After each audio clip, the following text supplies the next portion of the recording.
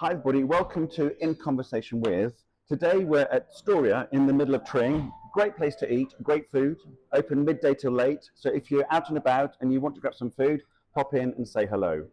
Today we're talking about allergies. Now you've probably heard of gluten, gluten-free and dairy-free, but did you know there are 14? We're going to go through those today. With me is this lovely lady, Hello. Jane. I've known Jane for, God, 20 years. 20 years, a long time. Jane knows all about allergens and health and safety. So we're going to go through this not too fast, but hopefully you'll get the gist and not be too frightened of, in the future, learning about allergies. And starting the conversation about allergies. Starting the conversation is really important. So welcome, thank you for doing this. Pleasure.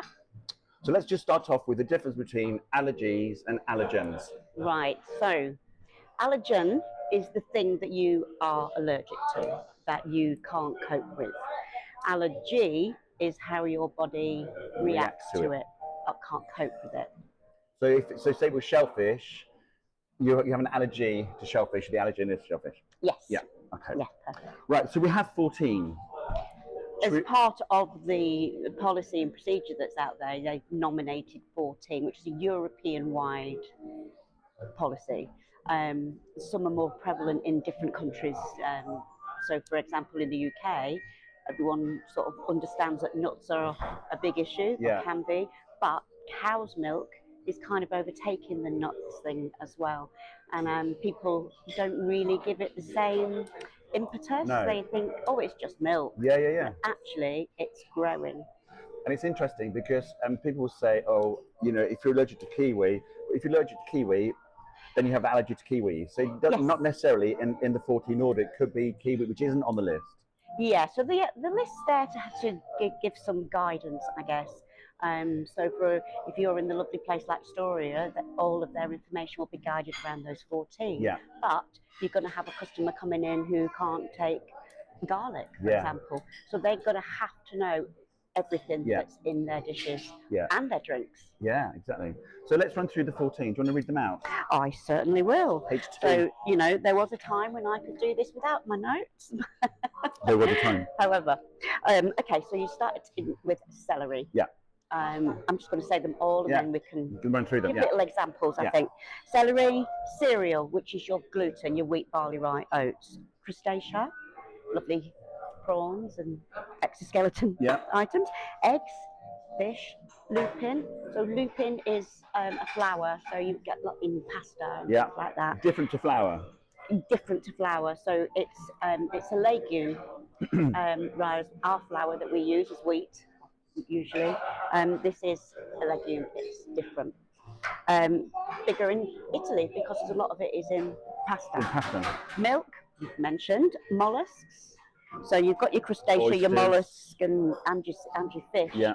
And you can be allergic to all of them or just to one of them. Mustard, and that can be anything from your lovely mustard sauce to your mustard seeds, mustard powder, anything like that.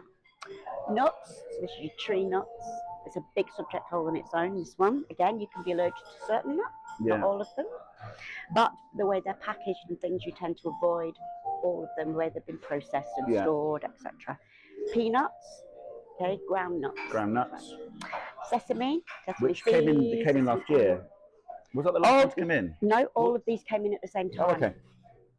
There's discussion, I feel, that they are going to expand on this, but these 14 all came in at the same time in 2014. So that's sesame oil, soya, which you will find as your dairy replacement quite often, and also in dark chocolate. So anything yummy with dark chocolate in it, you're going to find and we all soya. love dark chocolate. We do. And sulfites, which if you have got an allergy to sulfites, you've got to be very, very careful because it's in so many things, and it's a preservative. Yeah. Everything from your wine, anything with dried fruit, so wine, obviously. But then if you have an orange juice or something like that, it's going to be in there. Your bacon, anything that's got any preservative. Anything that's packaged would generally have sulfites in it. Can be a rule of thumb. Pickles generally sulfites. And anything canned and pickled. You would have to have that on the label. Some of them, not all of them, but this is where these regulations came in, to make it a bit clearer that it has to be on the labelling if it has sulfites, if it has any of these. But yeah.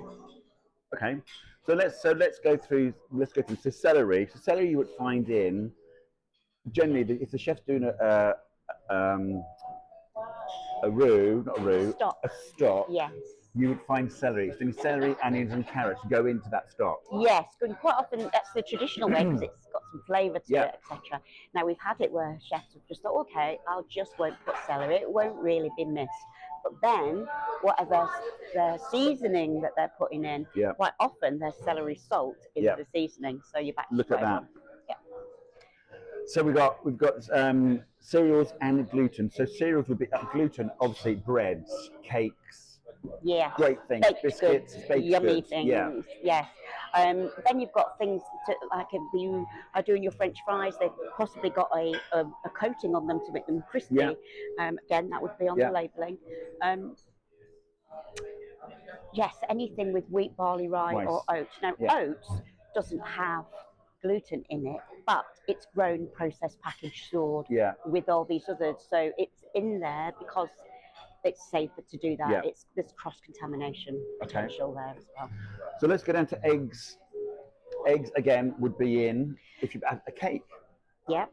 If you have got an egg wash on your pastry to make it all shiny, in some wines because they've used the albumin for the binding. Which a lot of you wouldn't know that, but yeah, it is in wines. Yeah.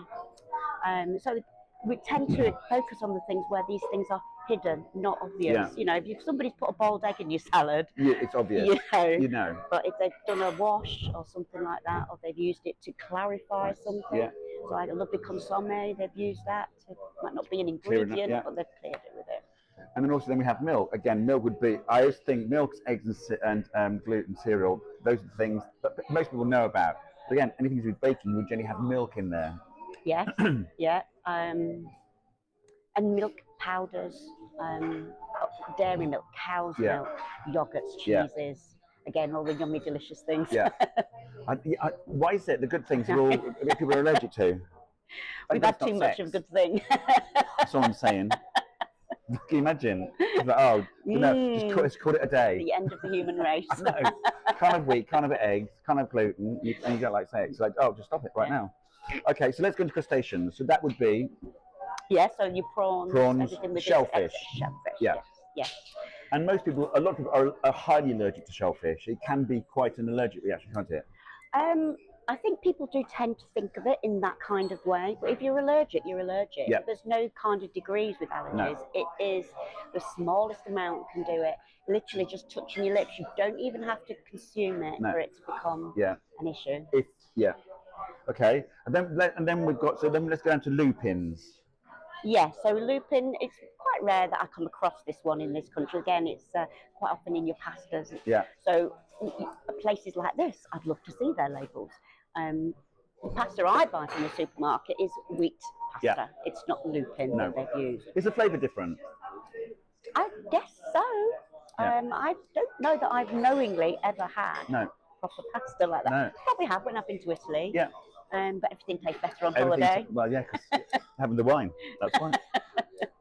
Okay, let's go down to fish. Fish is pretty explanatory.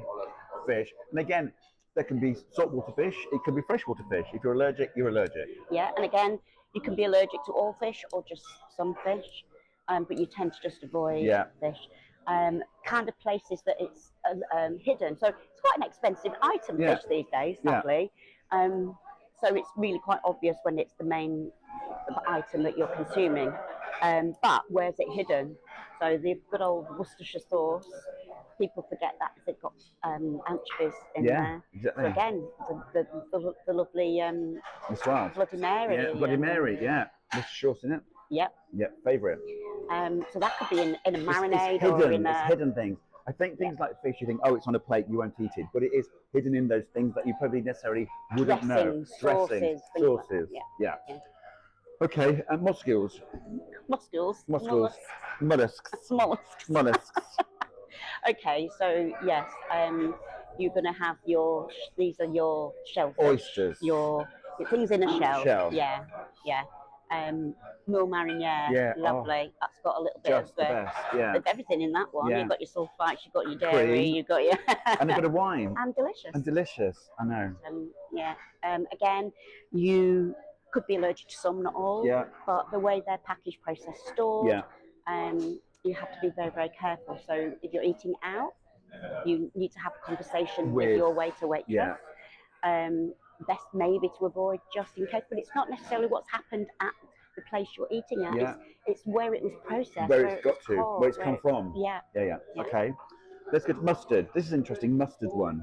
Yes. So again, lots of everything you could, different ways you can get mustard is your powders, your sauces, your everything, seeds. Yeah. Quite often, if you're doing something spicy, a curry mix will have quite often mustard in there. Yeah. And it can get forgotten. Yeah. We've had Bombay potatoes before, haven't we? And it's kind of been missed until you look at that label. And you taste it, you think that's got mustard in it. Yeah. Yeah. Yeah. Good one. Now let's peanuts and nuts, because peanuts are different to nuts, which I think is really important. Let's go through those. Yeah. So I mean, this can be a subject all on its own. Yeah. It's quite big. So you've got nuts and drupes. You know, people quite often say, right, what's about coconut then? Yeah. Thinking they're being amusing. Yeah. Coconut's a drupe. Yeah. You can be allergic to it, but it's not a nut. No. Yeah.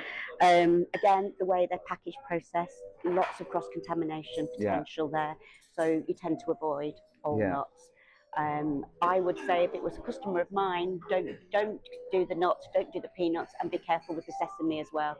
Again, because of where they're packaged and stored. Yeah. So you know that. Yeah. If you've got that particular allergy. Yeah. That's no different from you eating at home, buying from the supermarket. So sesame. Yeah. So sesame seeds. Again, you quite often used to have those toasted and put on your salads. It's on your bread, sesame bread. Bread's a funny one all of its own because it's one of the few things you make in house. You buy it in. Do they do sesame seed loaves? Do they do walnut bread? Do they do all these other contamination in bread? Yeah. Again, you might not be allergic to wheat, barley, rye, and oats, but you could be allergic to the other things, which mean you have to be very careful. Again, no different to what you buy in the supermarket. Yeah. But a conversation as to where are they stored, where you're eating. Are they kept separate? Yeah. Okay, let's go down to soya. So soya, you're going to have that in your dairy-free puddings, etc. Soya milk. Quite often people will have that if they're having coffee. They'll have the soya milk. If your coffee machine and the milk goes through a tube, you can't do soya in that because it's already contaminated with the other milk. Sure. You have to have that separate. And in if you're having dark chocolate pudding, there's going to be soya in that.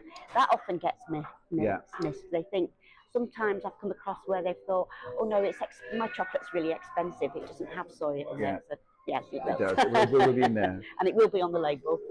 We've done sulfates. We did when we started off with that, sulfites. But I just think, one thing I think, just before we sort of wind up with this, is if you have an allergy and you're going to a restaurant, it's so important to have that conversation. And if you're talking to your waitress and you don't think she's quite on board with what you're saying, ask somebody else. Yes. Take ownership of it. That's so powerful. Take ownership. And it's throughout your stay in that. You might have said it when you have arrived, but you might need to remind it. You might get a different waiter. Yeah. Absolutely. Yeah. And even though they've got all of their policies and procedures in place and their heart's in the right place and they've had all the training, they're human. It can be missed. Yeah. So it's a bit of teamwork here. Yes. You know. Yes. Keep on the boil. Yeah. And I think also, I know working in kitchens and being around the kitchen world, you do get cross-contamination. So even though, for example, someone might say, you might have a new waitress on board and they might you might be gluten-free. So they might put gluten-free bread into a toaster, that's had. Yeah. That doesn't mean the bread is now gluten-free. No, and so that's the classic one, isn't it? Yeah, huge. Have a separate toaster. I learned that from you. Did you? I did. Well remembered. Yeah. Separate toaster. Yeah. If you're grilling things, separate grills, different tongs that you're having to pick it up from the grill with. You get to do it automatically in the end, but it's definitely something you've really got to think about and be constantly aware of. Yeah. And if you've got a temp member of staff or a new member of staff or a trainee member of staff, supervision is really important to keep making sure it's being done properly. I think what you just said is so powerful. Take ownership. Yeah. You know, don't be shy to say, look, I have this allergy. You know, please can you make sure, you know, and when it gets put down in front of you, you can even ask again, I just want to double check. It's worth that conversation. It's worth that. It's worth that. And it should be part of the conversation anyway. You having a bit of a relationship with the staff that are there, it makes for a much more enjoyable evening anyway. And it should just be part of the normal conversation. Not a big deal, but just to be aware. And I think restaurants now are far more aware and far more, you know, far more comfortable with it, I think, now. The younger generation seem to be on the ball, maybe because it's the younger generations that are more likely to have an allergy of some description. The 20% of our population has got some sort of an allergy, and it's more prevalent in the toddlers than it is in the old people. So, see, I think that's a great conversation to have, because I do think that children are more allergic to things now because when mum is pregnant, they don't have eggs, they don't have shellfish, they don't have certain things. I think this is just my my theory. I'm not saying I'm right, but I think that, you know, when we were younger, were the allergies around? Was it a world where, you know, I think it's different now, because I think food now is far more processed than it was ever when we were young. We didn't get things in, you know, we didn't have as much choice as we have now. GI crops and things like that. I mean, that's another big conversation all of its own, and there's got to be more work done on that to try and figure out why we are becoming more allergic and why it's on the rise. For 20 years leading up to 2012, there was a 615% increase in hospitalisation from food-related anaphylaxis. That's just extraordinary, isn't it? Yeah. So what would that be now, do you think? Well, it's another 10 years on, so you know, I can't see that nothing been put in since 2014, and this has been put in place. You kind of hope to start to see issues. It's not because it doesn't exist, but because people have become more educated and aware of it. But I haven't got those figures, so I don't know. It'd be interesting when they come out. No. Thank you for today. Pleasure. It's an interesting subject, and it's one definitely we should probably be talking about. I think definitely. I think we'll have more conversations about this. And, you know, those of you who are watching this, don't be frightened to ask the question. If you're going out for dinner or you're going to friends for dinner, ask the question. Yeah. And I just think what Jane just said is so powerful. Take ownership. Thank you for watching. I hope you enjoyed it, and we hope to see you again soon on Just in Conversation With. Cheers, guys.